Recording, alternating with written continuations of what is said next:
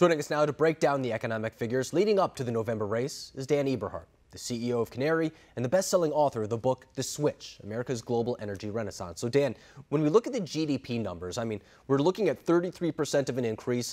We hear everybody saying that it's a record increase, but is this due to the economy being stagnant due to the coronavirus pandemic, or is this quite an impressive number?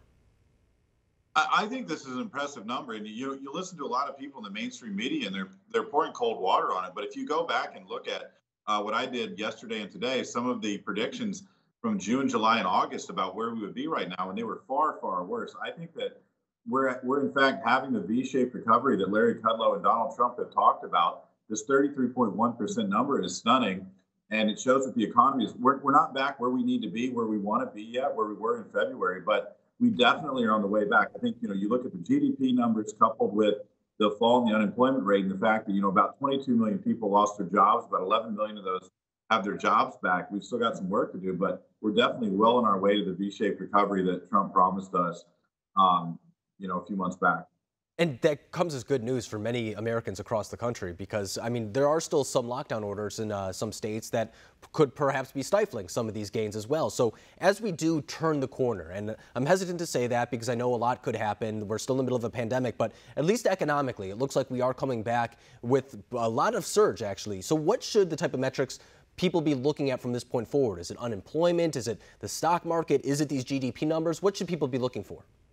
I personally think the stock market has gotten a little bit ahead of itself. I'm looking at, retail numbers and inventory numbers for Christmas season.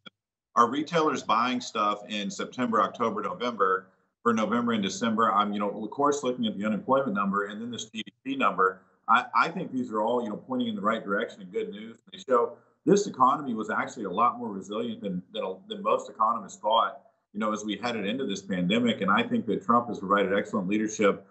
And we're really seeing the fruits of that now. We've just got to stay the course and keep pushing to hopefully sometime in Q1 or Q2 of next year get back to where we were this February. And I do want to build on that because that is what President Trump has been saying, that the foundation for this economy has been set. Even before the coronavirus pandemic, we were hitting historic numbers on different fronts, whether it was unemployment, whether it was the stock market, whatever metric you do want to use. I think it's objectively safe to say that the economy was thriving before the coronavirus hit the shores of the U.S. So now a big question is, which candidate is the one to continue that success coming out of this pandemic, a recovery, if you will? What does President Trump's economic plan look like? Well, I think President Trump's economic plan looks like more of the same, but basically a focus on jobs and a focus on returning the economy to where it needs to be. And I think it contrasts really giantly with, Biden's quote unquote Build Back Better to me is a farcical, aspirational nonsense. It's a plan that could have been, pulled off the shelf from June of 2019, not from the fall of 2020. It completely, has all these aspirational ideas that we can't afford right now. What we really need right now is block and tackle. We need to take care of our retailers. We need to take care of our restaurants. We need to make sure people get back to work, and we need to do it as efficiently as possible. This is not the time for, quote unquote, green new jobs that have to be subsidized to exist, or, crazy fanciful infrastructure projects that aren't going to bring a good return.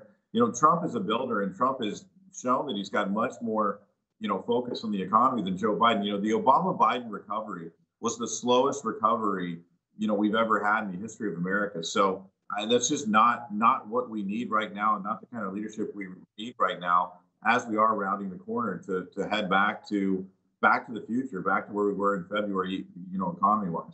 And you bring up an interesting point, and it's that in the final days of this race, it seems like when it comes to the economy, the talking points when it comes to Joe Biden and the economy comes back to him saying that he wants to phase out fossil fuels, or him really hammering home the point that he wants to undo the Trump tax cuts and raise the corporate tax rate as well. So do you think that that is not necessarily the best perspective to come out of a time where many of Americans, for example, are still trying to climb out of this crisis that we're in right now? Is that not the right approach?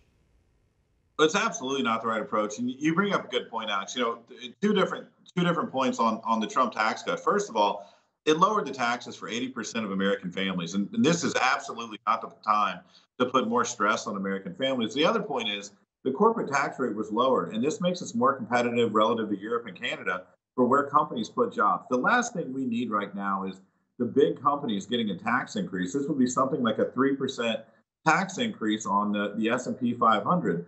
And that's going to be a wet blanket on job growth. Look, we can complain about big companies in the kind of in a metaphysical sense, but these companies power local businesses and medium-sized businesses all over the country. And we need big companies deciding to keep jobs and to put jobs in the US, not in Canada, not in Europe. And to me, the Biden plan is just the wrong plan at the wrong time. And again, these Green New Deal jobs, and I use that in air quotes, are going to have to be subsidized. Solar, wind, these kind of programs are going to have to be subsidized here in the fall of 2020, winter of 2020, where we sit right now. And that's not something we can afford to do. We need to block and tackle and focus on helping people get their jobs back and helping small businesses, restaurants, retailers, and things like this stay in business. And Trump just has a clearly a better track record on this, and he just frankly understands small and medium-sized businesses better.